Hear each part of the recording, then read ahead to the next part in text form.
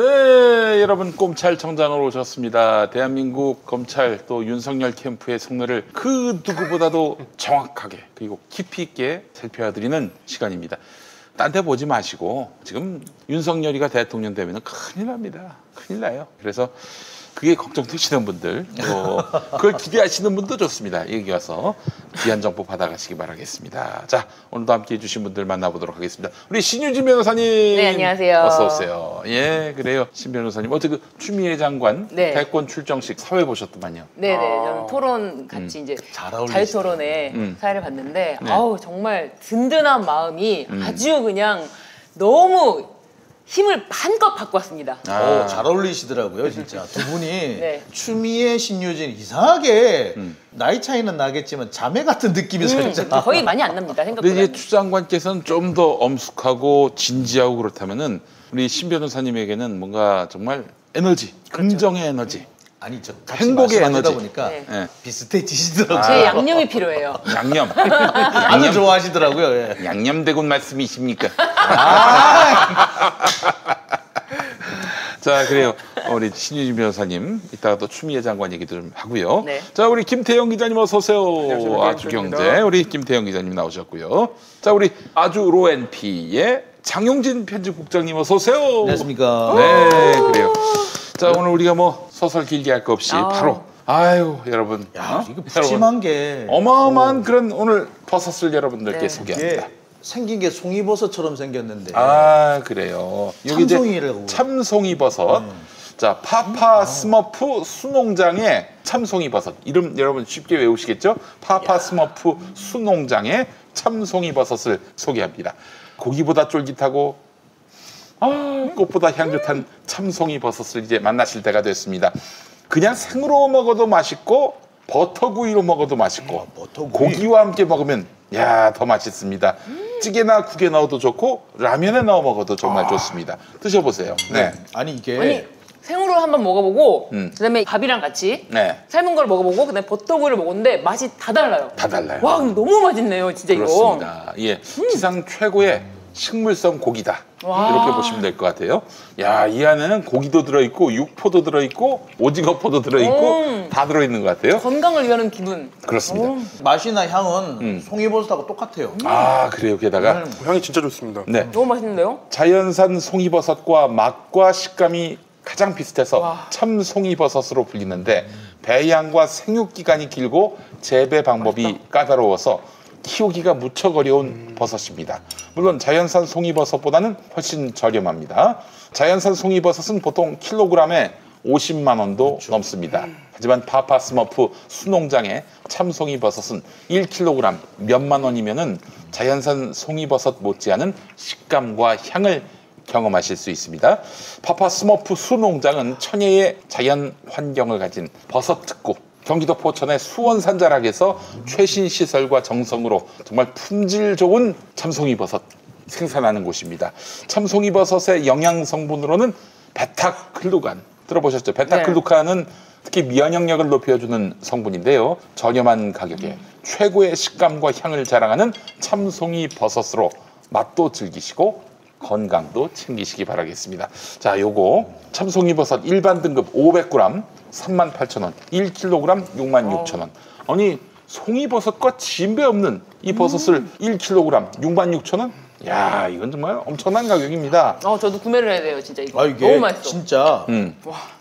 이게 생걸로 먹으니까 송이버섯이랑 차이가 전혀 없어요. 그렇습니다. 이게 일반 등급이고 프라임 등급은 500g 73,000원, 1kg은 132,000원입니다. 어디 가서 송이버섯 1kg 달라고 해보세요. 이건 20만 원은 훌쩍 넘어갑니다. 50만 원 정도. 너무 맛있는데. 20만 원 내가 너무 50만 원이고요. 터무니없는 얘기. 6년 들면은 100만 원도 넘어가고요. 근데 저는 굳이 송이랑 비교하고 싶지 않은 게 이 자체로도 너무 완성품 너무 맛있어. 그렇지. 진짜 풍미가 쫙쫙 느껴지고 이 버섯에 구운 걸 먹었을 때는 사실은 소고기가 안 땡길 정도예요. 그렇습니다. 소고기 손이 안 가. 솔직히 말하면은 이게 버섯이 너무 맛있어요. 이게 육즙도 있는 데다가 쫄깃쫄깃해. 또 버섯에 구우면 쫄깃쫄깃해지네요. 근데 너무 맛있어요. 그래요. 주문해야 돼, 이거는. 이 파파 스머프 수농장은 미리 수확한 버섯이 아닙니다. 주문 즉시 수확한 참송이를 아이스박스에 포장해서 보내드리는데 개당 40에서 60g 이상의 모양과 빛깔이 탁월한 최상의 상품만 배송합니다. 가격은 월등히 저렴하고요. 너무 맛있네요. 직접 경험해 보시길 바랍니다. 야, 보니까 우리 파파 스머프 너무 맛있어. 수농장 대표님이 버섯 재배 15년. 네. 이 정도면 뭐 버섯계에서 여러 번 실패를 경험하셨대요. 그렇죠. 그래가지고 그 결과에 재배를 성공하신 건데. 진념의 농부고 아, 이거 게다가 사야 돼. 너무 게다가. 맛있어 진짜. 여러분 제가 켜놨어요. 사실은 파파스머프 네. 유영민닷컴에서 바로 구매해야 돼 진짜. 그렇습니다. 너무 맛있어요. 그리고 생으로 먹었을 때 굉장히 신선한 느낌 있잖아요. 근데 또 이것도 이렇게 맛이 각각 다르죠? 네. 아니 아니, 버섯이 저는 이건 드셔보시라고밖에 말을 못하겠어요. 이게 진짜 이 생으로 저는 이거 버섯을 생으로 먹는 게 별로 이렇게 내키지 않거든요. 네. 근데 이게 너무 맛있어요. 자, 향이 그럼 진짜 좋습니다. 이거 생으로 먹는 게 더 맛있어요. 그러니까. 네, 안 강해. 되겠다. 나도 이게 먹어봐야겠다. 말이 되냐고요. 야, 이거 그 여기 재배하시는 분이 아이고 맛있죠? 이 육즙이 와 죽여주네. 재배하시는 분들이 달빛 동맹이에요.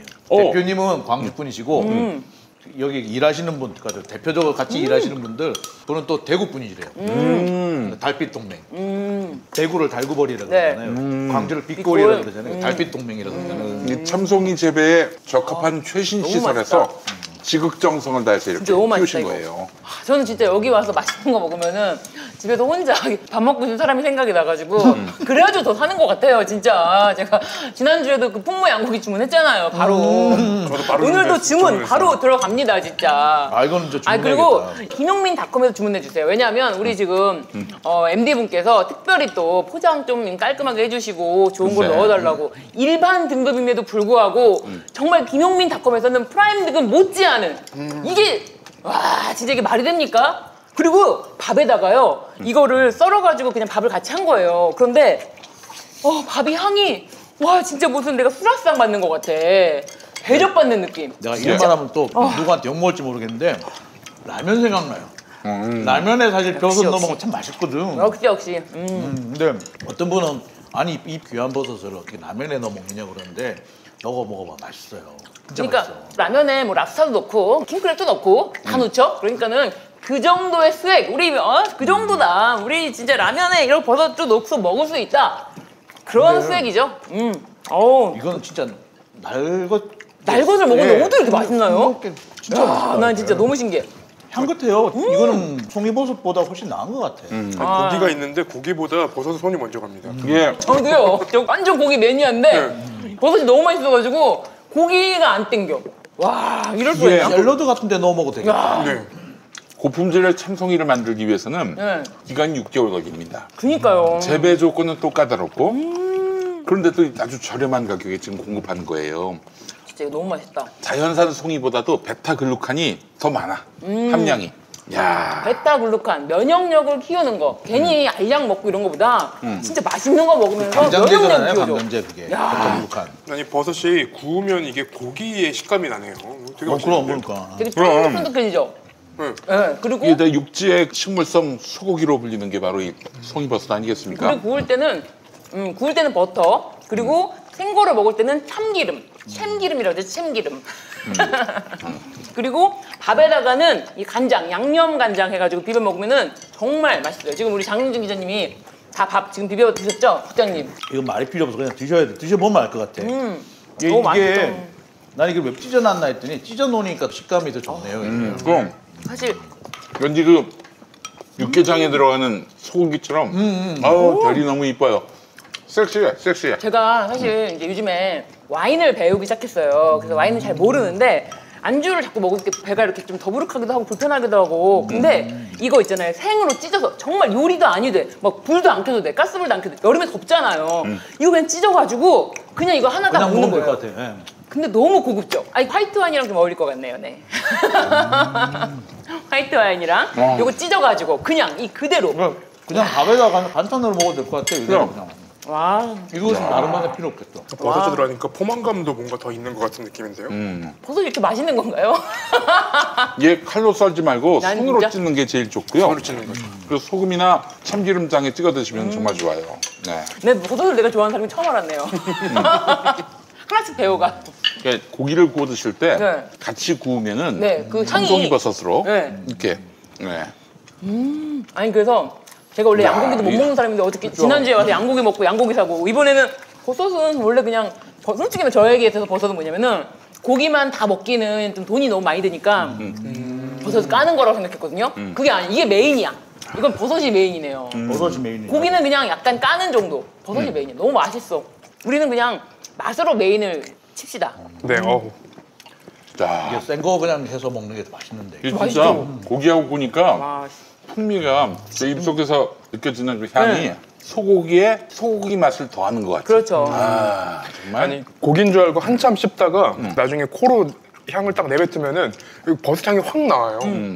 진짜 맛있습니다. 그리고 이거 먹다 보니까 저는 짜파게티에 잘라서 넣고 그 생각이 나네요. 그럼 짜파게티가 그냥 라면이 아닌 거예요. 스웩이죠, 스웩. 와.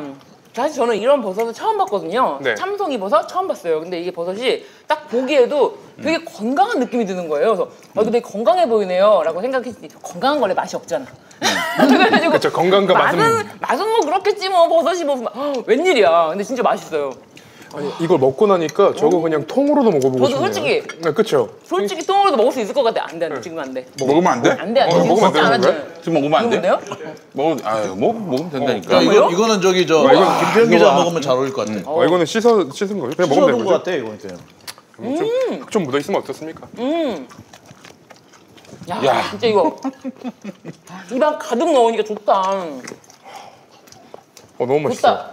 아니 좋다. 입안 가득 넣으니까 그 버섯 향이 더 나와. 너무 좋다. 와. 이게 살이네 살. 말 그대로 그죠? 살이야. 아 너무 맛있다. 아니 근데 솔직히 막 오징어도요. 솔직히 이빨이나 이렇게 좀 무리가 가는 생각은 들잖아요. 먹으면 맛있어서. 근데 이거는 무리도 안 부드러워. 가고 속도 편하고 게다가 또 몸에 좋아. 아니 이렇게 와 이건 이건 진짜 속이고 말 안 하고 먹으면은 송이버섯인 줄 알겠어요. 금방 뜯으니까 향이 더 좋아요. 더 깊어. 어우 이거 구운 거 아니죠? 그러니까. 새 거지. 아니 우리가 날것나 생것. 야 나는 진짜 고기 놔두고 버섯이 더 맛있는 건 처음이야 내 인생에. 그러니까. 야. 아 이거 진짜 이거는 저기 그 송이버섯 또 상품 송이버섯이에요 이게. 그렇지만 그냥. 이거는 프라임, 예. 이거는 그냥 일반 등급. 프라임 등급은 따로 있는 거죠. 그러니까 말 안 하고 먹으면 이제 송인 줄 알겠어. 이게 일반 등급이에요. 프라임은 따로 있대. 이거 그 라면 짜파게티 먹을 때 이렇게 버섯을 먹고 이거 같이 있나. 먹으면은 진짜 한 끼 때우는 라면이 거의 아주 초호화 음식이다. 전 짜파게티 끓이려고 하면은 이거 안 찍고 그냥 넣을 거예요. 왜? 그냥 크게 씹어 먹는데 진짜 향이 좋습니다. 그죠? 잘 향이 확 씹히고. 나오죠? 응. 사르르 녹네 사르르 녹아. 어떻게 이렇게 버섯을 그냥 먹는데 이렇게 맛있냐? 그죠? 나 너무 신기해. 시청자분들이 진짜 이거 거짓말을 생각하실 것 같은데 진짜 그냥 먹어도 맛있는데요? 그러니까요. 아니 우리 김태형 기자는요 뭘 먹어도 맛있게 먹기 때문에 네. 김태형 기자 먹는 거 말고 내가 먹는 걸 봐야 돼. 야 고기도 먹어야 되는데 이게 그니까요. 버섯 자체가 지금 완전히 버섯이 너무 맛있으니까. 밥을 다 먹었는데 고기가 남아 있는 걸 처음 봤네. 그니까. 네. 버섯이 너무 맛있어. 가격 소개해 주셔야겠는데요, 근데 가격도 했잖아요. 했어요? 네, 했어요. 아까. 요거 저 명절 때 명절 때 구입해서 식구들이 함께 나눠 드시면 많이 살 수 있으니까. 네. 아니 대박 일반 등급 맛있어. 이렇게 맛있는데 프라임 등급 도대체 얼마나 맛있다는 거예요? 궁금하긴 이게? 하네요. 궁금하네. 나 이 프라임 등급 한번 사서 먹어봐야겠다. 1kg에 132,000원. 샤브샤브, 샐러드, 장조림, 각종 찌개에도 최고의. 또 먹어야겠다. 아유, 너무 정말. 맛있어. 뭐 이래 그만 너무 맛있어. 그러니까. 배불러요 지금. 저 하나 먹었다고. 아니 이렇게 왜 이렇게? 어떻게 버섯을 이렇게 바로 찢어 먹는데 이게 맛있냐? 그러니까. 이거는 안 드셔보신 분은 몰라요. 저도 먹기 전까지는 몰랐어요. 그냥 버섯이지 이랬다고요. 이건 설명해가지고 될 일이 아니야 이거. 먹어봐야 돼. 식감도 진짜 잘 씹혀요. 살짝 씹으면은 금방 녹는 것처럼 없어집니다. 정말 이게 뭐랄까 정말 다이어트도 생각하는 저로서는 안주로서도 정말 너무 좋다 이거. 안주 막 뭐 번거롭고 덥잖아요 이제 앞으로 또 그러면은 이거를 사가지고 김치냉장고에 보관해가지고 나만 이렇게 몰래 꺼내가지고 버섯 때문에 한 병 먹을 거 두 병 드시는 거 아닙니까? 술이 약해요. 아. 알코올 쓰레기 얇습니다 얇스. 야 맛있다. 대단하다. 이건 네. 진짜 노벨상을 받아도 될 만한 그런 밥솥이야. 닭가슴살이랑 같이 먹으면 진짜 맛있겠다. 근데 그게 구분이 있어. 안갈것 같아. 이게 아니 나는 솔직히 말하면은 소고기랑 같이 먹어도 버섯이 더 맛있고 닭가슴살이랑 같이 먹어도 버섯이 더 맛있고 그래가지고 정말 내가 예전에 생각했던 고기값 아끼려고 버섯을 까는 게 아니라 버섯값 아끼려고 고기를 넣어야 돼. 거의 그 정도야. 예. 맞아요. 아 버섯 나 혼자 많이 먹으려고. 다이어트 음식으로 딱 좋겠는데. 네. 배가 불러요. 먹으니까. 그러니까 하나 먹으니까 배가 부릅니다. 무엇보다 건강에 좋은 거 면역력. 아 야, 이게 고기를 씹은 건지 버섯을 씹은 건지 그쵸? 네. 분간이 안 가요. 근데 고기에 느끼함은 없는데 또 육즙이 있으니까 이게 버섯의 그 촉촉함 있잖아요. 그러니까 이게 아주 착착 감겨 목에. 저같이 게으른 사람은 그냥 조리 안 하고 그냥 먹어도 되겠다. 그쵸? 네. 아침에 하나 들고 나오시면서 그러니까 지금 그 생각이 드는 거 계속 이제 조리 안 하고 귀찮으니까 속이 너무 편해. 네. 고기는 솔직히 먹으면 속이 부대끼잖아요. 근데 이건 속이 너무 편하니까 너무 좋다. 아침에 먹어도 좋고 네. 밤에 먹어도 밤에 좋고. 먹어도 좋고. 밤에 먹으면 되겠다. 밤에 배고플 때 배는 고픈데 네. 뭐 먹으면 안 될 것 같고. 뭐 먹으면 안 되고 막 잠은 안 오고 배가 고파가지고. 네. 과일 먹으면 안 좋아요 그럴 때. 아, 과일 그 먹으면 맞아요. 진짜 안 좋아요. 위산 나와서. 네. 그리고 그때 먹을 때 딱 밤에 정말 찢어서 정말 바로 주문해야 돼. 나는 진짜.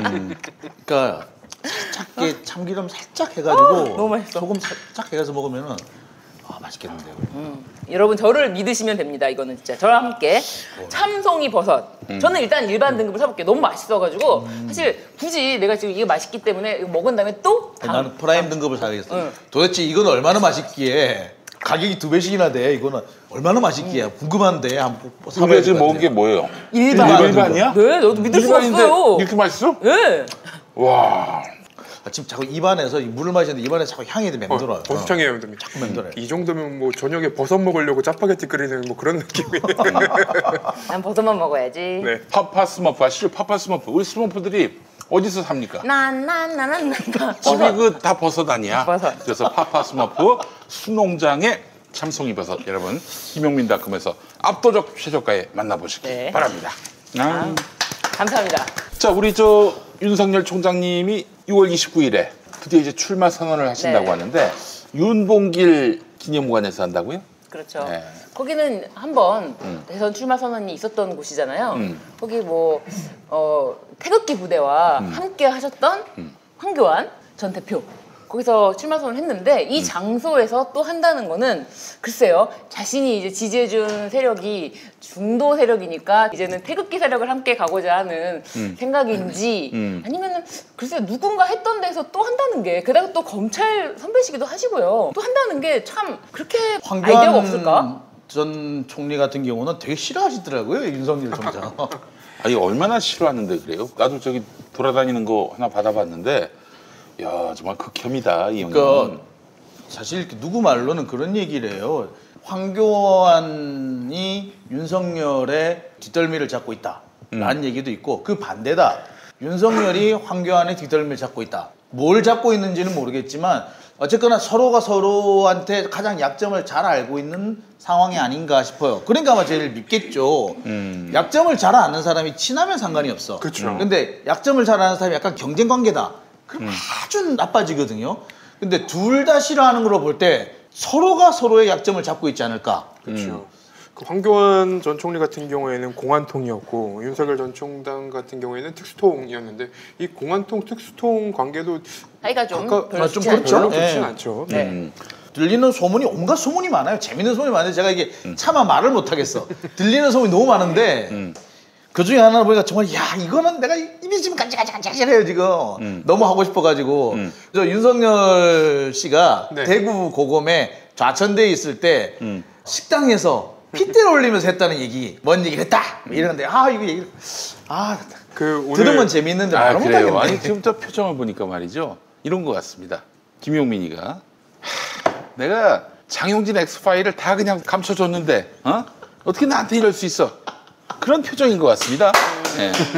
표정이 그래 표정이. 역시 야 이거 저기 부산 사투리로 이런 걸 보고 고춧가루 명도라 그래요. 이렇게 잘 맞춘다고. 고춧가루처럼 팍팍 맞춰서 간을 맞춘다. 고춧가루 명도라고 이게 예. 점쟁이를 고춧가루 명도 이렇게 얘기해. 잘 맞추는 쪽집게 명도 이 말이 있는 쪽집게. 예. 쪽집게 그러면 우리 보살이네. 뭐 내용은 모르지만 제가 아무것도 모르고 아니, 그게. 말씀을 드리는 거예요. 우리 근데- 윤석열이나 황교안이나 서로가 서로를 미워하면서 서로 내가 봐줬다. 뭐 이런 식으로 얘기하고 다니는 것 같다는 느낌이 듭니다. 예. 야 역시 그러니까 홍준표 의원이 그러잖아요. 아니 뭐 사찰 맨날 하시던 분이 뭐 이제 와서 새삼스럽게 그러냐. 네가 한 사찰은 사찰 아니냐. 네. 오늘 강력한 워딩 날리셨어요. 김대엽 사건도 팩트였다. 윤석열 엑스파일 밝혀라 사실을. 팩트를 밝혀라. 아니 정치 공작이고 나발이고 그게 중요한 게 아니고 팩트냐 아니냐가 중요한 거 아니냐. 그걸 밝혀라. 그러면서 그런 얘기를 하더라고요. 여의도 정치라는 데가 어떤 데냐. 없는 것도 있다고 만드는 판인데 이게 있는지 없는지 사실이 뭔지를 밝혀라. 그래야지 정치를 하지 않느냐. 라고까지 얘기를 했더라고요. 그래서 야 없는 것도 있는 것으로 만드는 데가 정치인데 뭐 이렇게 의문이 20가지나 되는데 이걸 안 밝히고 어떻게 하겠냐. 스스로 밝혀라. 그쵸. 야, 그 황교안 전 워딩 대표 세더라고요. 출연한다고 했었는데 안 하는 건가요? 아니 그 양반이 먼저 출연하겠다고 해놓고는 네. 그 양반이 못 나오겠다고 하는 거예요. 그 사이에 무슨 일이 벌어졌느냐? 제가 그분이 나오신다라고 홍보를 냈고 그리고 한 30가지 정도 질문을 보냈어요. 네.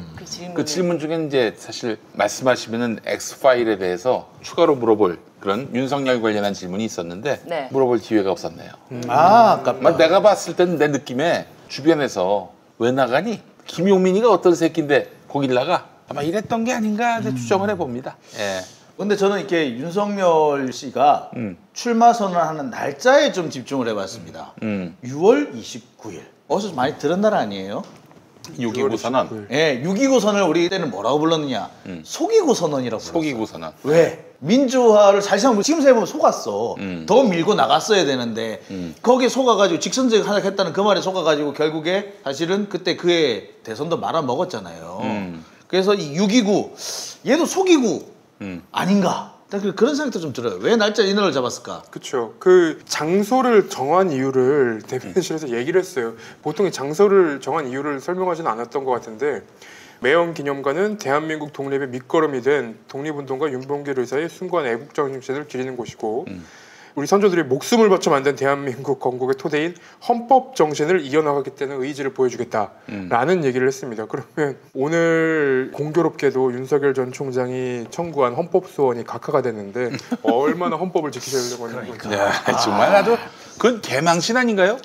아니 그래도 검찰총장이고 또 우리나라 법조의 한 축이라고 볼 수 있는 검찰의 수장이었던 양반이 헌법 소원을 냈는데 그게 각하가 됐어요. 기각도 아니고 각하. 그거는 깜도 안 된다는 거 아닙니까? 그렇죠. 왜 이걸 왜 가져왔니? 이 말이죠. 아, 이런 개망신이 어디 있습니까? 사실 그런데 이 법조계 안에서는 이거 안 될 거다. 각하까지는 생각을 안 한 분도 계셨겠지만 굳이 이런 걸 왜 하지? 이거 잘 안 될 것 같은데 라는 견해가 많았어요. 근데 그때만 해도 자기가 던져볼 수 있는 카드는 다 던져본다라고 하셨던 것 같아. 근데 결국에는 그게 지금에 와서는 이게 이제 하나씩 되돌아오고 있지 않느냐. 부메랑으로 돌아오고 있는 거 아니냐. 그러니까 윤석열 씨 같은 경우에는 문제가 뭐냐면 자기가 싸움을 벌일 때 쓸 수 있는 모든 카드, 모든 무기를 다 내놔요. 근데 문제는 그중 일부는 자기한테 돌아올 거란 말이야. 그러니까 그거를 놓치고 있지 않느냐. 근데 이제 이게 하나씩 둘씩 갚기 시작하면 이게 장난이 아닐 거란 말이에요. 대충 본인이 했던 얘기 중에 공공기관이나 여당에서 내 X파일을 만들었다면 이건 명백한 사찰이다. 근데 윤석열 총장 검찰에서 판사 사찰 문건, 판사들의 3평을 수집하지 않았나 이거예요. 그리고 판사가 무슨 비리가 있었다는 둥, 늦게 왔다 가지고 뭐 걸려가지고 무리 야기 판사에 포함됐다는 둥 이런 걸 썼다는 건 본인도 사찰했다는 얘기란 말이야. 그렇지. 그렇죠. 그게 사찰이지 뭐야. 네. 그러니까 본인이 했던 말이 본인한테 화살이 돌아가는 거예요 지금. 그리고 윤 전 총장이 가족 일은 자신과 관계가 없다라고 했지만 이게 이제 X파일이 아니고 실제로 우리는 다 알고 있었던 그 최모 씨가 녹취록까지 있었잖아요. 뭐 그거 회장님이 했잖아. 회장님이 그래 그거 했잖아요. 내가 했지. 그러고 하면서 장모 최모 씨의 그 육성 녹취록까지 우리는 다 알고 있는데 잘 모르실 거예요. 그런데 그 사건에 대해서 그러니까 뉴스타파가 처음에 보도를 했고 그 다음에 22일에는 노컷 뉴스에서 이걸 보도를 했어요. 그런데 검찰에서 이렇게 내용이 확인됐다라고 얘기를 했는데 그 내용이 뭐냐면 2010년도, 2011년도에 도이치모터스 주가 조작 행위가 있었는데 그때 김건희 씨 명의로 8억 정도로 그 주식을 삽니다. 그런데 전주 역할을 했던 거였죠. 예, 8억 정도 주식을 샀는데 중요한 거는 이거예요. 지금 이것까지는 어떻게 뭘 밝혔다는 건 아니잖아요. 그냥 팩트가 나열된 거죠. 주가 조작이 있었고 이 사람이 알고 들어갔는지 모르고 들어갔는지 이거를 밝혀야 되는 거잖아요. 그런데 이번에 노컷뉴스에서 보도된 바에 의하면은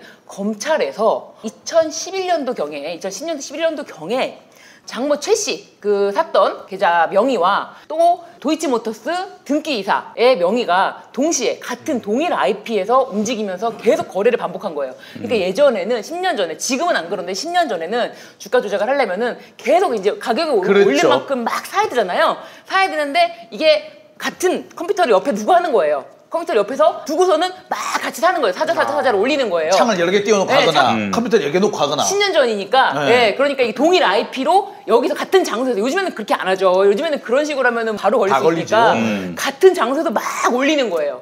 그게 지금 확인이 됐다. 자, 저는 그 부분에서 또 한 가지 짚고 넘어가야 될 게 네. IP를 누가 어떻게 알았을까요? IP는요 압수수색을 해야지 겨우 알 수 있어요. 그래서 그렇지. 검찰이 그렇게 확인했다. 그렇죠. 검찰이 검찰이 확인했으면 확인했다고. 그게 어떻게 또 굴러 나왔을까? 그거는 뭐냐면 검찰이 흘려줬다는 얘기밖에 더 되겠냐고요. 윤석열이 총장을 그만두고 이제 대권을 막 나가려고 하는데 이게 검찰 수사팀에서 흘러나왔다? 이거는 뭐냐면 검찰 내부에서도 이미 어떤 사람들은 윤석열하고 거리 두기를 시작했다. 라고 볼 수 있는 거죠. 그리고 제가 윤석열 씨한테 꼭 짚고 넘어가고 싶은 것이 나는 가족 일에 관여 안 했다. 나랑 부인이랑 엮지 마라 이거 아니에요. 좋아요. 조국 전 장관 인사청문회 때 당시 검찰이 정경심 교수를 표창장과 관련해가지고 기소를 했어요. 그때 조국 전 장관하고 연관이 있다고 나왔었나요? 나중에 막 이리저리 끼워 맞춰서 갖다 붙였죠. 근데 그렇지. 지금도 기소는 못해서 그걸로. 자, 근데 그때 만약에 조국 장관이 나랑 우리 마누라랑 엮지 마세요 라고 했으면 어떻게 됐을까요? 뭐 비겁하네, 마누라한테 다 뒤집어 씌우네. 옛날에 노무현 대통령이 이건 내가 한 게 아니고 우리 부인이 받은 거다, 안 사람이 받은 거다라고 했다가 조선일보가 뭐라 그랬는데 비겁하다고 남자가 말이야 이렇게 하지 않았어요? 조중동이? 그런데 윤석열이 똑같이 이런 식으로 하면은 만약에 이게 노무현 전 대통령이나 조국 전 장관이 이런 식으로 아유 난 가족 일에 관여 안 해 이랬으면 벌써 난리가 났어. 비겁하게 남자가 말이야 마누라한테 다 뒤집어 씌우고. 저는 그 지점보다는 그 지점은 별로 관심 없을 줄 알아요. 근데 어떤 지점이냐면 이게 지금 공소시효가 왔다 갔다 하는 사건이었단 그렇죠. 말이에요. 지금 최모 씨의 주장은 공소시효가 완료됐다라고 하는데 공소시효가 완료됐는지는 아직 그 시세 조작, 주가 조작 행위는 범죄 종료 시점을 봐야 되기 때문에 종료 시점을 아직 공소시효가 완료됐다고 볼 수 없는 경우도 있다. 그쵸. 이게 지금 팽팽하게 맞서고 있단 말이에요. 아니, 그런데 지금 윤 전 총장이 재임 시절에 이게 진도가 안 나갔다는 거 아니에요. 그렇죠. 저는 이게 문제라고 생각해요. 그거는 자기가 관계가 없다니요. 자기가 총장이었기 때문에 진도를 못 뺀 거예요. 그러니까 이걸 이거는 어떻게 자기가 발뺌을 직접 하나요? 개입을 안 했다 하더라도 자신의 존재 자체가 수사의 방해였다는 거예요. 그러면은 이쯤 되면은 아 제가 미처 살피지 못한 점이 있어서 죄송합니다라고 말이나마 그렇게 해야 돼. 그리고 제가 아까도 제 방송에서 얘기를 했는데 김태정 전 법무부 장관 마누라 옷 때문에 물러났습니다. 그렇지. 온로비 사건 때문에. 김봉남 선생이 만든 옷을 부인이 받았는지 안 받았는지 김태정 당시 법무부 장관 검찰총장 했었죠. 그 사람도. 그렇죠. 몰랐어요 그분이. 근데 검찰총장 하다가 법무부 장관이 그렇죠. 됐죠. 예. 네. 법무부 장관으로 간 지 얼마 안 돼가지고 온노빌 사건이 터지면서 바로 관뒀죠. 근데 김태정 장관이 국회에 나와가지고 저는 가족 일에 관여 안 합니다. 가족이랑 나라 관련했던 증거 있습니까? 라고 했다면 어떻게 됐을까요? 오늘 일부 라디오 내용을 좀 들어보니까 그런 얘기를 하더라고요. 그 당시에 서울중앙지검에서 수사를 했고 이성윤 지검장이 수사를 지휘했고 근데 윤석열 전 총장 같은 경우에는 뭐 정권의 핍박을 받고 있었다. 그렇기 때문에 이게 제19 감사기 그 당시에 안 나왔다면 지금도 안 나올 것이다. 이런 주장을 하는데 그 주장을 하시는 분들은 되게 저희랑 다른 세상에 사는 것 같아요. 그러니까 그 당시에도 윤석열 전 총장의 권력은 굉장히 충분히 있었고요. 그리고 윤석열 전 총장이 이제 자기한테 반기를 든 참모들이나 아니면 검사장들한테 직접 보고하지 말고 부장들 나한테 직접 보고하라라는 지시까지 했었고요. 그 부분에 대해서 이제 추미애 전 장관이 그런 부분은 가족과 관련된 수사, 측근과 관련된 수사는 수사 지휘할 수 없다. 그래서 지금도 검찰총장이 관련된 사건을 지휘할 수 없습니다. 저기 상황입니다. 정권의 핍박을 받았다고 하는데 뭐 좋아요. 그렇다 쳐. 그렇지만 검찰은 그 당시 그리고 지금까지도 윤석열 왕국이에요. 아니 윤석열 왕국이 핍박을 받았는지는 모르겠지만 윤석열은 그 안에서는 왕이었어요. 근데 왕의 사건을 검사들이 했을 거예요? 그 신하들이 수사를 했을 것 같아요? 안 했어요. 어따 갖다 댈 게 없어가지고 그런 말을 함부로 하는 줄 누가 그런 말 하지 근데?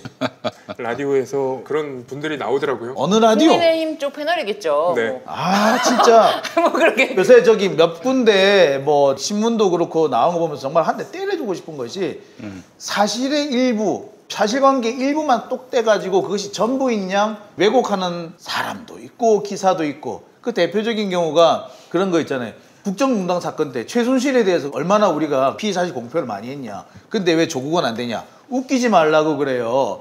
국정농단 사건은 특검 들어가기 전에 언론이 먼저 다 터뜨렸고 그렇지. 그때가 2016년 10월부터였죠. 쭉 터졌고 그 다음에 11월에 뭐 해졌습니까? 국회에서 청문회 했죠. 12월까지 쭉 했죠. 그리고 난 다음에 12월 그 다음에 특검이 만들어졌어요.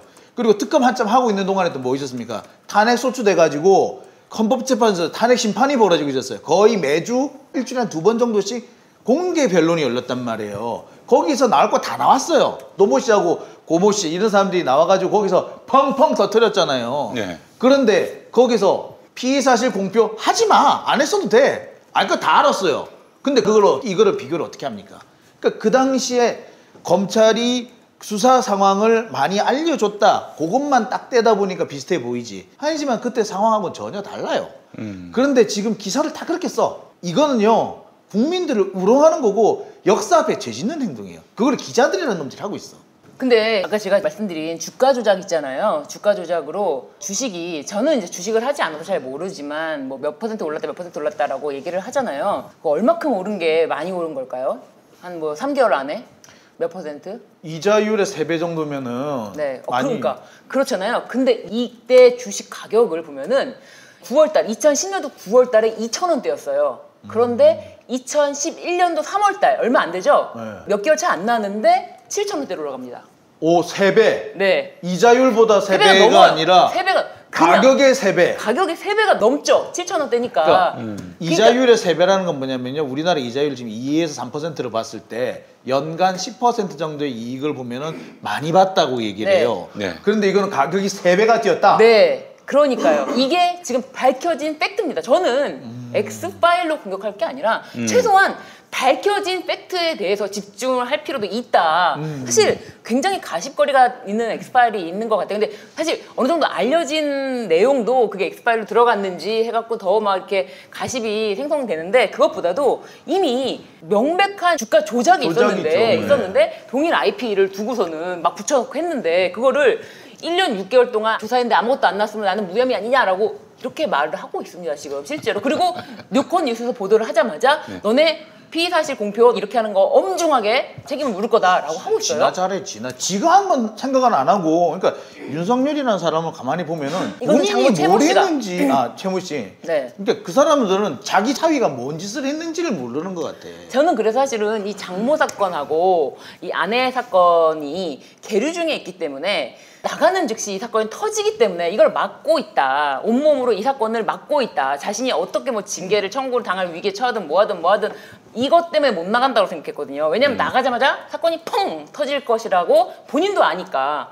그런데 생각보다는 좀 많이 늦게 터지고 있는 거라고 생각이 들어요. 그리고 우리 장 편집국장님께서 누차하시는 말씀이 왜 이 사람이 이렇게 대권 출마 선언이 늦어졌을까? 왜 이렇게 정치에 늦게 합류할까? 이것 때문이다. 이거 터지는 것 때문에. 이거를 본인이 핸들링 할 수가 없으니까 자꾸만 늦춰지는 건데 알아서 검찰에서 그거를 무마해 줄 수 있는지를 간을 보고 있는 거 아니냐. 이제 그런 취지로 말씀하셨는데 그게 딱 맞는 거예요. 사실 근데 그럼에도 불구하고 보도가 불과 6월 22일에 나왔어요. 이 보도가. 이 사건의 구체적인 내용은 처음 보도된 거예요. 뉴스타파 보도 이후로.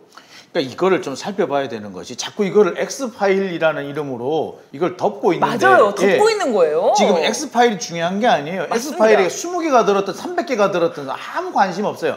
진짜 우리가 제기했던 문제들이 있지 않습니까? 그렇죠. 도이치모터스 주가 조작 그렇죠. 의혹이라든지 코바나 콘텐츠의 그렇죠. 협찬 의혹이라든지 그다음에 한명수 총리 모의 위증 교사 사건에서 그 사건을 감찰 무마한 것이 있는지 이런 것들 이미 우리가 제기한 그 한 5개 사건 그거에 대해서는 제대로 답을 하란 말이에요. 맞아요. 그러니까 저는 이 엑스파일과 관련해서 엑스파일은 절대 공개하면 안 되고 그리고 엑스파일에 나와 있는 내용들, 뭐 목차에 나오는 것들이 다 거짓이다. 이런 이미지를 자꾸 심어주면서 이거 만드는 것, 배포하는 것 자체가 범죄다. 이거는 말도 안 되는 얘기고요. 이거는 합리적으로 대선 후보를 검증하기 위한 그런 국민들의 노력들, 그 관심을 폄하하는 것이고 범죄시하는 겁니다. 그러니까 윤석열은 너희들 알려하지 마. 이 시그널이란 말이에요. 이런 건 우리가 네. 분쇄를 해야 됩니다. 나에 대해서 알려고 하는 순간 니들은 다쳐. 뭐 이런 식인 거죠. 야, 장용진이 안 봤어? 고소당하잖아. 뭐 이런 거. 그리고 제가 이번에 깜짝 놀랐던 게 오늘 아침에 결국 오보로 밝혀졌습니다만 오늘 아침에 윤석열의 선거 사무실이 저희 회사 밑에 들어온다 그러더라고요. 이마 그래요? 빌딩 4층으로 들어온다는 보도가 나가가지고 저는 깜짝 놀랐어요. 이 사람이 여기 오는 의도가 뭐야? 설마 저랑 김태현한테 추적을 당하고 싶어서 오진 않을 거 아니에요. 그런데 이 사람 여기 온 게 뭘까? 나보고 겁먹으라는 건가? 오만 생각을 다 했거든요. 아니 우리 저 누구야? 이동형 씨 바로 이웃 사촌이 윤석열 아버지야. 맞아. 그때 당시에 그 득표소. 이러다가 저 마주치기라도 하면 얼마나 민망할까. 그러면 이동형을 알겠어. 김용민이는 알 수 있어도 이동형을 알 리가 있나 그런 생각이 듭니다. 여하튼 그래가지고 제발 좀 오기를 바랬는데 은근히 우리 취재하기도 수월하고 이웃이니까 가가지고 인사도 한번 하고 하려고 그쵸. 했더니 오보래요. 오보래요? 아니 근데 윤석열 캠프에 우리가 이야기 들었을 때 깜짝 놀랄 사람이 지금 영입이 추진되고 있다고 하던데. 뭐 들으면 아마 다들 까무라칠 사람이 막 거품 묻힐 거예요. 그 사람이 거길 간단 말이야. 좀 지켜보죠. 근데 아직은 설마 하고 있으니까 설마 그 사람이 하고 있는데 제발 설마가 설마로 끝나기를 좀 바라봅니다. 아니기를. 어떻게 보세요? 가능성은? 제가 그 얘기를 듣고 난 다음에 머리가 백지 상태가 돼가지고 너무 놀래가지고 백지 상태 돼서 제가 가능성 낮게 보시면 들어갈 수도 있고요. 높게 보시면 안 들어갈 수도 있고 그런 거 아닐까요? 말을 못하겠네. 틀릴 것이다. 이렇게 그냥 마음 편하게 생각하세요. 예, 틀릴 것이다. 네. 저도 정말 그런 일이 발생된다면은 저에게도 굉장히 쇼킹한 일이 되지 않겠는가 하는 생각이 듭니다. 그래요. 그러면 하여튼 우리 성렬이 형은 뭐 이대로 진도 나가는 겁니까? 7월 초에 최모 씨, 장모의 그 판결이 있는 걸로 알고 있는데. 7월 2일이 판결 선고일입니다. 그러니까 6월 29일에 출마 선언을 안 하면은 그 이후에는 사실 하기가 어려워지죠. 만약에 저 최 씨가 유죄가 나면은 그쵸. 어렵지. 그렇죠. 그래서 그리고 오늘 헌법소원 낸 것도 각하가 됐고 그리고 앞으로 관련된 사건의 이제 결과들이 발표가 될 예정인데 그 관련된 사건의 결과가 발표되면 나오기가 너무 힘들어지죠. 그러니까 그 전에는 나와야죠. 사실. 나올 그리고 거라면. 윤석열 전 총장과 관련해 가지고 뭐 이런저런 수사를 하는데 뭐 1년 동안 안 했으면 안 나오는 거지라는 말이 나오는 이유가 나올까봐 지금 겁이 나는 거예요.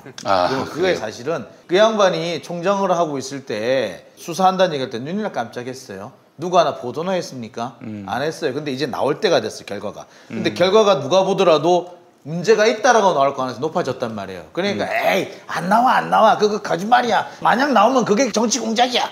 라고 지금 연기를 피우는 거죠. 엑스파일 사건도 한번 자세히 해보세요. 결과적으로 어떤 효과가 났습니까? 엑스파일이 널리 알려지긴 했지만 자꾸 그게 사실이 아니다는 식으로 선입견을 심어주는 방향으로 나갔어요. 그래서 저는 그 당시 김태현 기자랑 저랑 이거 정치 공작의 냄새가 난다고 제가 그랬었거든요.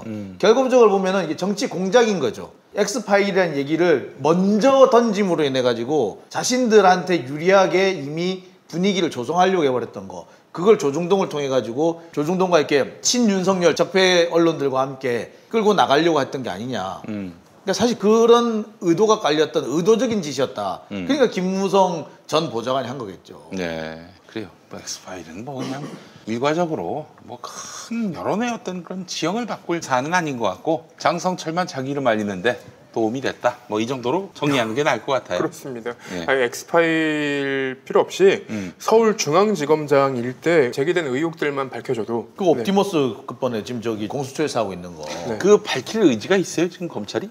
알 수 없죠. 그렇지만 윤석열 전 총장이 얘기했던 것들이 있잖아요. 옵티머스 건 말고 검사 술접대를 받은 것들이 사실이면 자기가 사과를 하겠다 뭐 이런 얘기들도 했었는데 그거 모두가 일단은 만약에 이제 밝혀지고 윤석열 전 총장이 사과를 해버리는 순간부터는 이거 윤석열 전 총장이 알았던 거 아니야? 그때 그래서 제 식구 깜짝했던 거 아니야? 라는 비판이 나올 수 있기 때문에 기자들이 지금 달려들기 시작했어요. 아 그래요? 예.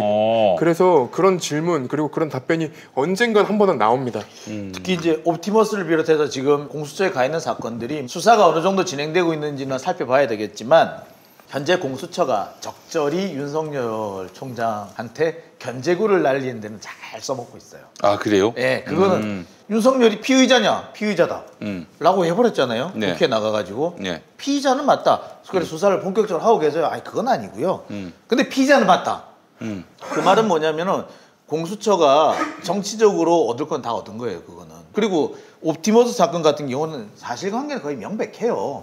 다 나왔어요. 이거에 법적으로 기소를 할 수 있느냐 없느냐, 이거를 직권남용이나 뭐 직무유기나 이런 걸로 볼 수 있느냐 없느냐, 그 부분만 남았겠어요 사실은. 그렇기 때문에 이런 걸 던진다는 것 자체가 압박으로 느껴질 겁니다. 그 추미애 장관 어제 만나셨잖아요. 네. 추 장관이 전에 우리 방송 나와가지고 네. 김건희 건 다 뭐 수사가 됐다, 조사가 됐다 이런 말을 했는데 네. 지금 도장만 안 찍은 거 아니에요? 기소할지 말지. 그것도 하나의 지금 윤석열에게 좀 쫄리게 만드는 이유가 되지 않을까 싶은데 어떻습니까? 추 장관님께서는 그 엑스파일에 대해서 사실은 관심이 없다. 왜냐하면 관심이 없다. 이미 내가 징계 청구를 했고 다 알고 있기 때문에. 네, 징계 사안이 차고 넘쳤는데 그 중에서 추려서 징계 사안이 그렇게 됐고 이미 그것만으로도 문제가 차고 넘치는 사람이다. 문제적 총장이었다. 자기 본인의 재임 시절에 라고 말씀을 하셨기 때문에 이런 엑스파일이라든지 그 건 말고도 그 본인 스스로의 문제만으로도 차고 넘친다.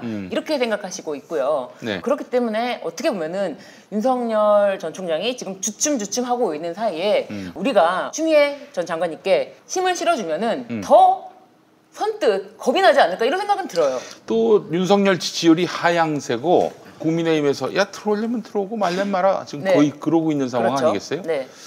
이런 흐름을 보자면은 결국에는 검찰도 네. 윤석열이 당선될 가능성 때문에 할 수사를 안 한다든지 할 기소를 안 한다든지 그러지는 않을 것 같다는 생각 드는데 어떻습니까? 검찰은 기본적으로 본인들의 수장이었던 사람의 죄를 막 찾아서 묻는 것 자체를 별로 좋아하지 네. 않는다. 그래도 왜냐하면 이제 다 드러낸 거 아닙니까? 아니요. 왜냐하면 김학의 전 차관을 보십시오. 김학의가 무슨 뭐 검찰에 뭐였나요? 그런 거 아니었잖아요. 그렇죠. 다만 검찰이었다는 이유만으로 검사였다는 검사였다는 이유만으로도 그냥 그 사건을 뭉개고 싶은 거예요. 검사의 비리잖아요. 그러니까. 그리고 또 지금 여러분께서 많이 잊어버리실지도 모르겠지만 정대택 씨가 네. 얼마나 많이 문제를 제기했나요? 윤석열 전 총장뿐만 아니라 이제 윤석열 총장의 가족 그리고 장모 최모 씨와의 굉장히 오랫동안 앙숙 관계였잖아요. 그럼에도 자신이 고소를 그렇게 하고 자신의 피해자라는 걸 호소했음에도 불구하고 자기가 오히려 가해자로 둔갑됐고 그 당시에 그런 문제로 인해서 윤석열 검사가 징계를 받았다. 정직 1개월에. 이 징계 처분서에 대해서 안내에 대해서 많은 분들이 또 기억하실 수도 있고 못 기억하실 수도 있는데 이런 게 또 최근에 회자가 되면서 아니 그래? 그러면은 그 당시에 정대택 씨가 문제를 제기했을 당시에 그 윤석열 전 총장과 아내가 결혼하기 전에 있었던 일이고 그 결혼하기 전에 서로 함께 동거하면서 그 일로 인해서 혹시 이 사건에 관여된 게 아닌가? 그런 문제로 정직을 받은 거, 징계를 받은 거. 그런 문제가 사실은 그게 2013년도에 있었던 일인데 2020년, 21년에 나오기 전까지죠. 그 문제가 저는 계속 가지 않았나. 이런 것을 합리적 의심할 수가 있지 않은가 한 생각이 들어서 그거를 많은 분들이 단편적으로 생각하시지 마시고 쭉 이렇게 하나로 생각해보면 합리적인 추론은 누구나 가능하다. 하나의 흐름, 그렇죠. 흐름이란 말씀 잘하셨던 네. 것 같고요. 그 다음에 검사는 전직이든 현직이든 검사가 검사 비리를 잘 안 합니다. 그래서 만들어진 게 공수처예요. 맞아요. 그렇지. 예. 그래서 사실 제일 좋은 거는 중앙지검에서 우리 지금까지 이 정도 수사를 했으니까 나머지는 니들이 알아서 하세요 하고 공수처로 사건을 넘기는 게 네. 제일 바람직합니다. 그렇지. 그런 거는 검사가 만약에 이제 전직이든 누구의 잘못에 대해서 수사를 할 경우 수사에서 재판까지 가더라도 이게요 굉장히 신기한 게 보도가 안 돼요. 철저하게 보도가 안 막혀 돼. 있어요. 아. 정말 막혀 있더라고요. 네. 그렇죠. 진짜 보도가 안 돼요. 보도가 안 되죠. 네, 저도 사실은 보도가 전혀 되지 않은 사건에 대해서 한 가지 이제 제가 중앙지검 15할 당시에 했었는데 그 사건을 제가 통기록을 보면서 어쨌든 간에 그 담당 검사님 그 사건이니까 제가 재판도 들어가고 하는데 이렇게 큰 사건인데도 일체 보도가 안 되는구나 하는 생각이 들면서 그때 좀 많이 느꼈어요. 아 정말 이게 검찰의 실체구나. 그 검찰이 덮고자 하면 절대 덮을 보도 안 수 돼요. 있어요. 보도를 못해요. 그래서 윤석열 전 총장 같은 경우도 지금 이미 옷을 벗었음에도 불구하고 지금 노컷 뉴스에서 그 정도로 보도했고 그리고 그 정도의 어떤 소스가 나왔다는 것만으로도 굉장히 고무적이다. 엄청난 거예요. 네, 진짜 엄청나다고 저는 엄청나다고 생각하고 그게 공수처로 갈 수 있다면은 이거는 공수처로 가기가 약간 시기적으로는 애매해요. 왜냐하면은 아직 가족이 아니었고 그리고 주가 조작이었고 그렇지만 이게 시간이 끌린 거 왜 이렇게 오랫동안 수사가 이루어지지 않았을까 이런 점에 대해서는 충분히 공수처로 갈 수 있지만 안타까운 부분이 있습니다. 그래도 아직 흔들기는 이제 시작이다. 아직 앞으로 본격적으로 시작이 안 됐어요. 그럼요. 앞으로 시간 답답해 많아요. 죽겠어요 진짜. 근데 공수처가 어떤 정치적인 의도를 갖고 있다고 얘기하는 건 저는 굉장히 좀 안 좋다고 보고요. 그거 말고 저희 그 징계 의결서 작년에 징계 의결서 있었잖아요. 이게 추미애 장관 때. 근데 이 판사 사찰 문건 요거 자체를 저희가 그냥 판사 사찰 문건이라고 네이밍을 해서 계속 얘기를 했는데 그게 아니라 앞에 한 문장이 더 붙어야 돼요. 윤석열 전 총장이 관심이 있었던 그 재판의 네. 판사 문건. 네. 여기 지금 저희가 작년에 징계 의결서를 보도를 했었는데 이 징계 의결서 보도를 하면서 뭐랄까요, 좀 심각하다. 저희는 심각하다고 생각을 했었어요. 왜 그랬냐면 그 당시에 판사 사찰 문건에 기재된 판사들 대부분은 윤석열 전 총장이 직접 관여하고 기소했던 그 울산 사건, 고래고기 사건이요. 지금 이제 그거는 이제 울산시장 선거 개입 사건으로 프레이밍이 돼 있는데 그 사건과 그리고 조국 전 법무부 장관의 사건. 그리고 정봉주 전 국회의원 관련 사건, 그 정치적인 사건 판결 내용, 그리고 우리법 연구회 가입 여부, 가족관계, 세평 등을 작성을 했습니다. 최근에 윤석열 전 총장이 얘기한 것처럼 이 공적인 기관에서 정보를 모으는 게 불법 사찰이라면 이거는 자기가 불법 사찰을 했다고 자인한 게 아닌가, 그렇죠. 자백한 게 아닌가. 맞아요. 그리고 흔히 사람들이 잘못 알려져 있는 게 뭐 예를 들면은 추윤 갈등이다. 이 말 자체가 굉장한 프레임이잖아요. 그런 말을 쓰면 안 돼요. 우리 민주주의 진영에서는 그런 말을 쓰면 안 된다고 생각하거든요. 게다가 또 한 가지. 추미애 전 장관이 윤석열의 몸집을 키웠다라고 하는데 그건 저는 잘못됐다고 생각해요. 왜냐하면 그 징계 청구가 있었기 때문에 우리가 지금 그 이야기를 할 수가 있잖아요. 공개적으로. 그렇지. 그 조사가 있는 거고 지금 윤석열이 발발 떨고 있는 거고. 그렇죠. 그 윤석열이 문제 있는 문제적 총장이었다라는 말을 할 수가 있게끔 만들어 주신 분이 추미애 전 장관이거든요. 맞습니다. 그리고 그게 추미애 장관이 윤석열을 키웠다. 그래 좋아. 그러면은 추미애 장관이 없었더라면 윤석열이 안 컸겠느냐? 아니죠. 더 컸을 거예요. 그렇죠. 그때 이미 추미애 장관이 장관으로 오기 전에 조국 전 장관은 날렸죠. 조국 전 장관이 당했고 그리고 그 사이에 김호수 지금 총장이 그 당시 법무부 차관을 할 때 네. 대놓고 청와대를 들락거리면서 압수수색 영장 들이밀렸잖아요. 자기가 그만큼 몸집을 키웠어. 자기가 대통령을 상대로 했기 때문에 몸집이 커졌지 장관이 징계를 했기 때문에 몸집이 커진 게 아니에요. 이거는 희한한 프레임인 거예요, 이게. 그렇죠. 그리고 언론에서도 사실은 윤석열 전 총장을 비호하기 위해서 기사를 썼다가 굉장히 헛발질을 한 경우들이 몇 번 있었는데 박은정 감찰관이 윤석열 전 총장이랑 그리고 한동훈 검사장이랑 전화를 했던 그 자료를 그 당시에 징계하기 위해서 모인 그 위원회에 공개를 했는데 그거를 문화일보에서 이제 공개를 해버렸습니다. 근데 이거를 돌려서 생각해 보면은 2,700번 그 같은 시기에 2,700번을 연락을 했다고 한다면 도대체 무슨 얘기를 했을까 의문이 생기는 상황이었고 그 중에 300번 정도는 한동훈 검사가 김건희 씨와 연락한 것으로 알려졌다. 이런 내용들이 들어가 있었기 때문에 오히려 윤석열 전 총장이 어떤 행위를 했다는 것을 반증하는 혹은 자백하게 만드는 보도들이 꽤 있었죠 작년에는. 네. 그래요. 하여간 참 추미애 장관의 공로를 우리가 잊지 말아야 합니다. 네. 만약에 윤석열이 무너지면 이제 저쪽 당은 오세훈 말고는 내세울 사람 없어요. 네. 그때는 욕을 먹었지만은 네. 또 그때는 굉장히 칼이 많이 꽂혔지만은 그런 추미애 노력이 있었기 때문에 맞습니다. 오늘의 지금 대선 국면이 있는 거예요. 지금 뭐 우리가 불리하다라고들 이야기하는데 그렇지 않아. 윤석열이 이제부터는 빠질 지지율이지 그게 견고하고 탄탄한 지지율입니까? 그렇지 않아요. 윤석열 전 총장 쪽에서는 만약에 추미애 전 장관이 살짝이라도 전공법이 아니라 뭔가 비틀어서 했다고 한다면 엄청 파고들었을 거예요. 근데 그 당시에 추미애 장관이 전공법으로 갔기 때문에 지금 추미애 장관이 해왔던 것들은 언젠가는 재평가받지 않을까 그런 생각을 하고 있습니다. 네. 그렇죠. 전공법 그분이 정의, 공정, 법칙 이렇게 해서 전공법. 아, 그 전공법이야. 그래서 전공법이네요. 그래서 사람이 높은 세상, 사람을 높이는 나라로 만드시겠다는데 정말 그분이 살아온 정치 인생을 짧게 영상으로 이렇게 쭉 비춰줬는데 되게 뭉클하더라고요. 가슴 뭉클했어요. 정말 감동을 주는 정치인이 드문 세상 아닙니까? 그런데 그분은 정말 감동을 주시더라고요, 저에게. 네.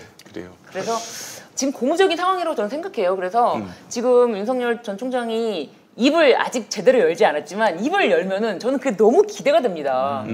입을 한번 열면은 입 열면은 폭탄이에요.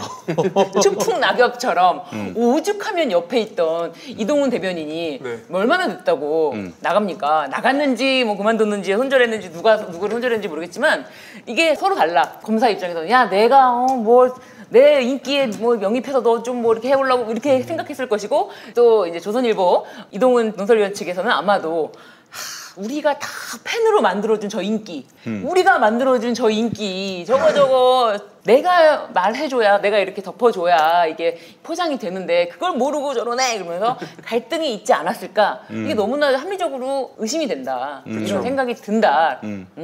27일에 출마한다는 거랑 29일에 출마한다는 거랑 뭐 큰 차이 없잖아요. 이틀밖에. 그리고 이번에 29일에 출마한다는 것도 저는 뭐 윤석열 전 총장이 직접 얘기한 줄 알았어요. 근데 그것도 아니더라고요. 29일에 출마할 것이라고 전했습니다. 대변인실이라고. 그리고 여기까지도 전원이었습니다. 네. 그래서 진짜 앞으로 정말 본인의 입으로 본인이 뭐 검증이든 뭐든 한다고 하면은 아직까지 우리는 윤석열 전 총장이 검찰총장일 당시, 공무원일 당시의 그 태도만, 목소리만 들었지 실질적으로 정치인으로서 아무런 목소리도 못 들었잖아요. 전원으로도 장모가 10원짜리 한 장 남에게 피해 준 적이 없다. 이런 이야기나 듣고 내 가족 일이다. 뭐 아니 나 관여한 적 없다. 가족과 관여한 적 없다. 이런 얘기나 듣고 해서 어떤 식으로 앞으로 펼쳐질지 저는 사실 살짝 기대가 됩니다. 네. 네. 알겠습니다. 기대도 좋습니까 그러면? 저는 기대가 됩니다. 그래서 더 재밌는 일이 많이 일어나지 않을까. 네. 요즘에 그래서 개콘이 다시 복귀를 못한다. 그래요. 정치가 너무 재밌게 돌아가니까. 그래요. 그 이준석 당대표도 군복무 관련해서 본인이 지원했던 그 SW 뭐 소프트웨어 개발 관련해서 본인이 병역 특례 중이었죠. 그럼에도 네. 불구하고 지원할 수 없는 자격이었는데 지원을 했고 그래서 그것이 문제가 되자 저는 좀 굉장히 재밌다. 아 역시 이제 사람을 제대로 평가할 시기가 된 건가 그런 생각이 들어요. 이게 거품이 있을 때는요 사람을 평가할 수가 없어요. 그러니까 솔직히 이준석 당대표 같은 경우는 나왔던 유튜브 영상만 봐도 알 수 있겠지만 뭐 메이저 방송 KBS 이런 데서 방송했던 계속 고정 패널로 나왔거든요.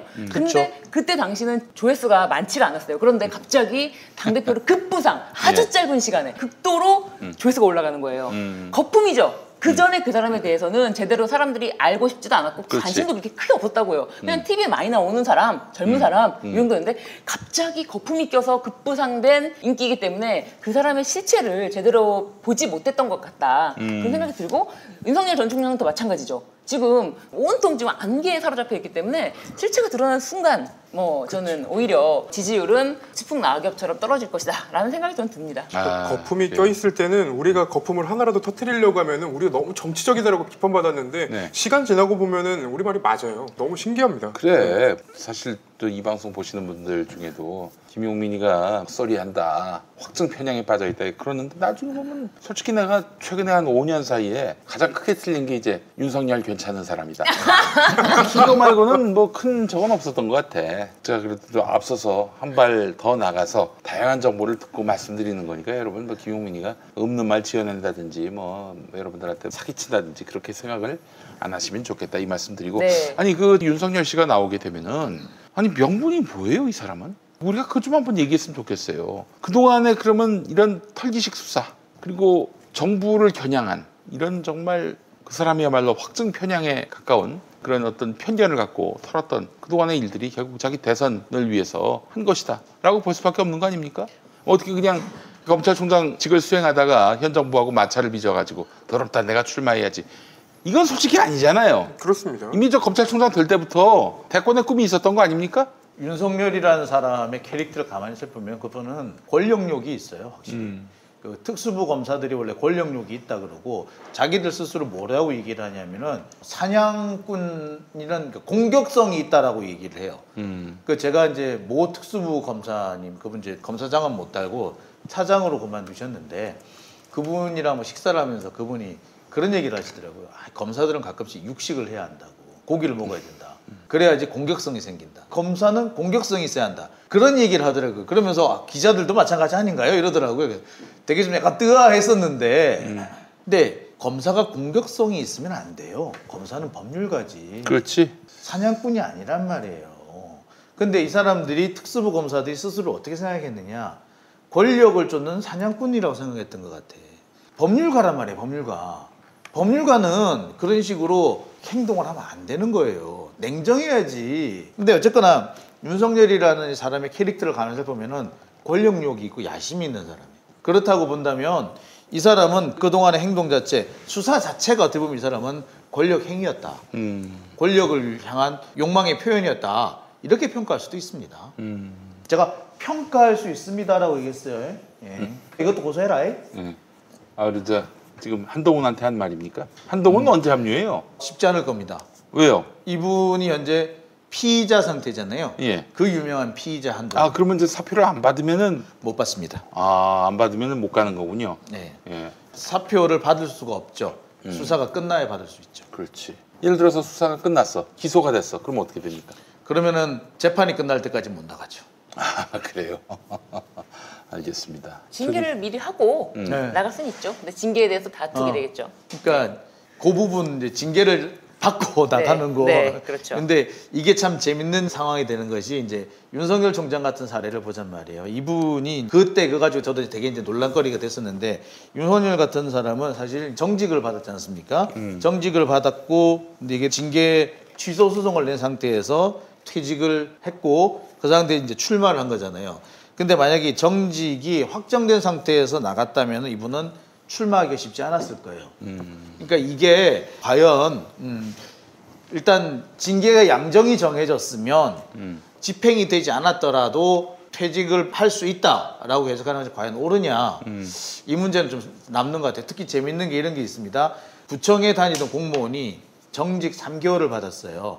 정직 3개월을 받은 상태에서 집행이 되지 않은 상태에서 집행정지 신청이랑 취소소송을 낸 상태에서 사표를 냈어요. 받아들였겠죠. 그런데 이 사람이 다른 공공기관에 취업을 했어요. 취업이 돼요.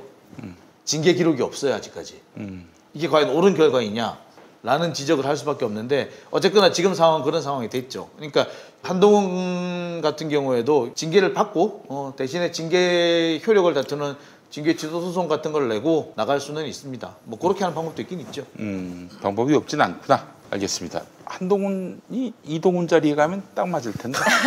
그러니까 제가 그 얘기를 했어요. 그제 한동훈인 줄 알고 이동훈을 뽑은 거 아니었겠느냐. 네. 근데 보니 아니네. 이렇게 된 거다. 그렇죠. 아니 한동훈 같은 경우에는 얼마나 능수능란합니까 홍보 전략이. 그래서 네. 한동훈 편집국장이란 말까지 있었잖아요. 네. 그래요. 동훈이의 큰 자리가 보일 것이고요.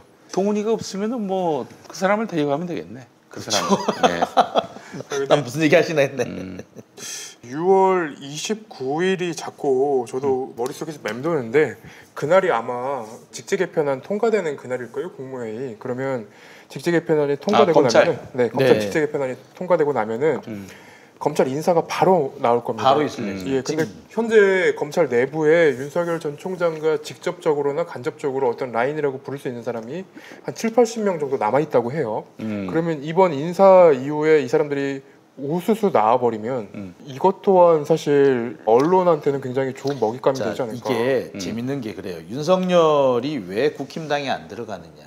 윤석열이 국힘당에 안 들어가는 것은 만약 윤석열이 자기가 29일 날 출마 선언을 하겠다. 어디 입당을 하겠다고 한 게 아니라 출마 선언을 하겠다 하는 그런 취지라고 한다면 만약 그날 입당을 한다면 모르겠는데 출마 선언을 한다고 본다면 국힘당에 안 들어가고 출마를 하겠다는 얘기잖아요. 왜 그렇겠느냐.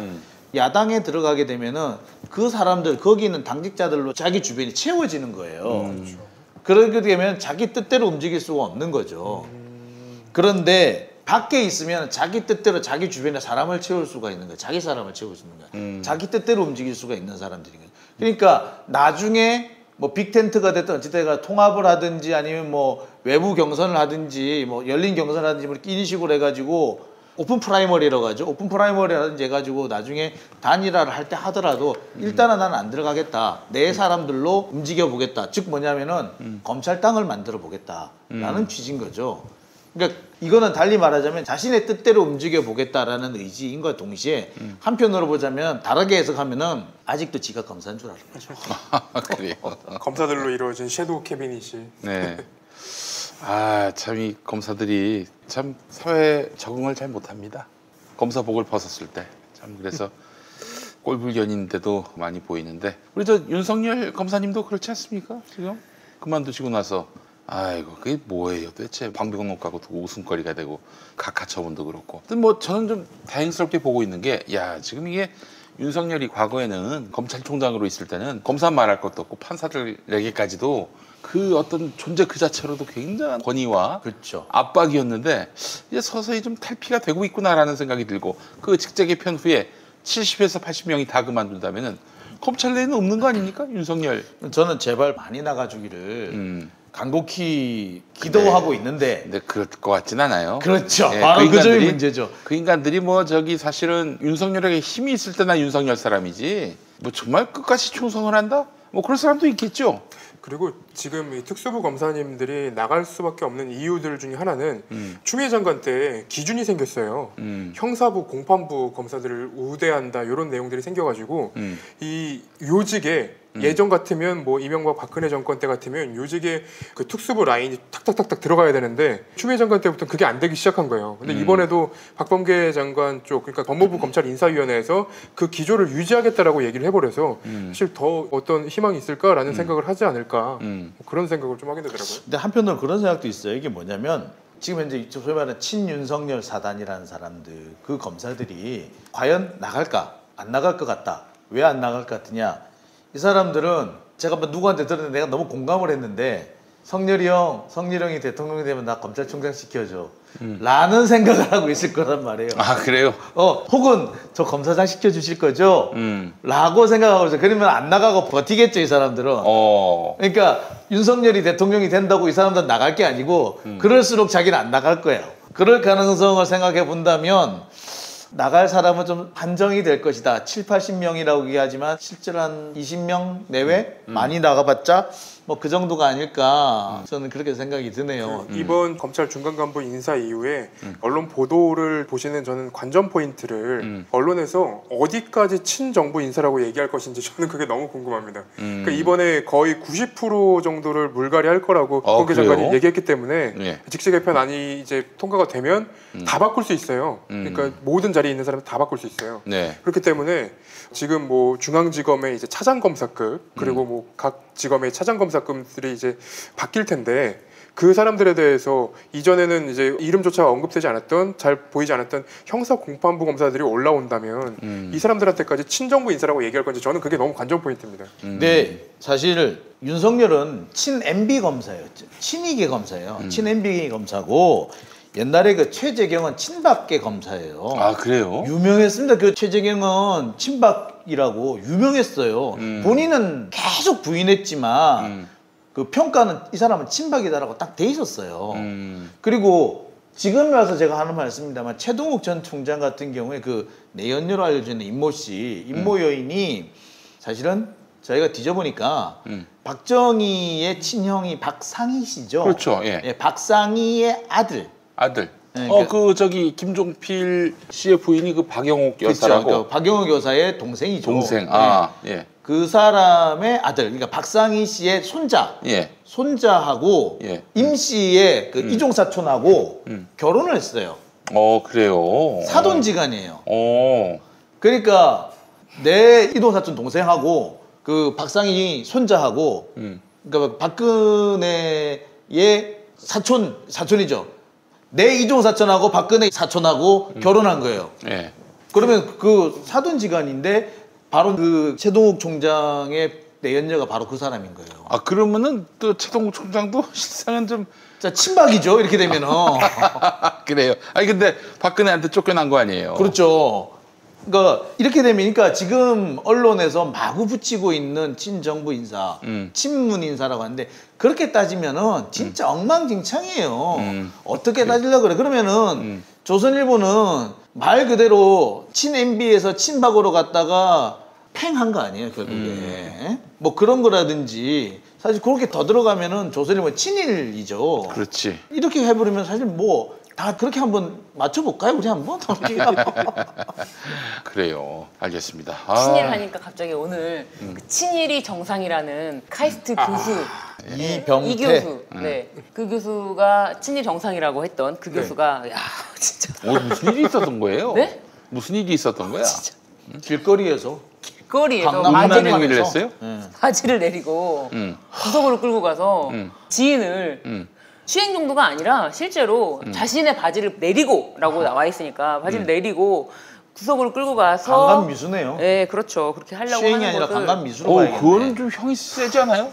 그렇죠 공연 음란죄 불렀어야 됐나요? 네, 이건 빠져나가기 그래서 너무 어려운 게 CCTV가 찍혀 있더라고요. 아이고 이런. 진짜 그 미쳤나 친구가 봐요. 저 박원순 시장 그 사건 났을 때 여성인권 운운했던 네, 사람. 맞습니다, 맞습니다. 왜 가만히 있나 몰라요. 진짜 이거는 몇 배인데 박원순 시장 거는 고소인의 주장을 100% 반영을 한다고 하더라도 이게 성희롱인가?